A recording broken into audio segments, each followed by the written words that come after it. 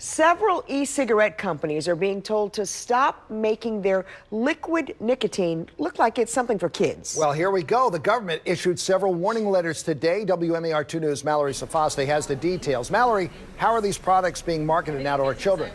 Jamie and Kelly, so here's the e-liquid and here's the kids product. This is a juice box. We have candy here below. They look very similar, and the FDA commissioner today called this egregious behavior by the companies, saying these products not only mimic kids' items, but that these products are being deliberately marketed to kids.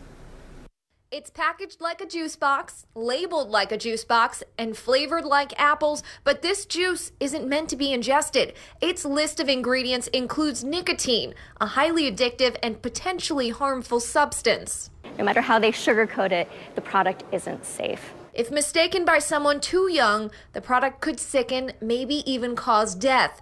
But for experimenting teens, there can also be adverse effects. If you are using a product like nicotine, and nicotine specifically, it changes the chemical makeup of your brain and it primes the brain for addiction. So youth are much more susceptible to becoming addicted not only to nicotine, but to other harmful products such as alcohol, marijuana, and other drugs. Don Berkowitz supports the Federal Trade Commission and Food and Drug Administration's joint action, issuing warning letters to 13 companies accused of misleading labeling and advertising nicotine-containing e-liquids as kid-friendly food products.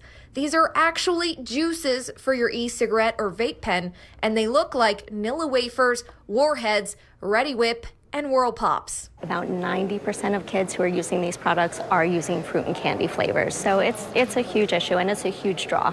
6 of the 13 companies were also cited for illegally selling the adult products to minors.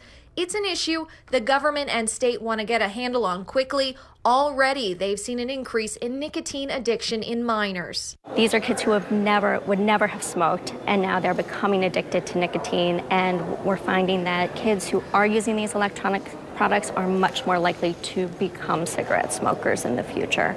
To put it in perspective, the state's latest survey found that 13% of kids are using e-cigarettes, while cigarette smoking is down to 8%. And the survey was taken before products like Juul soared in popularity.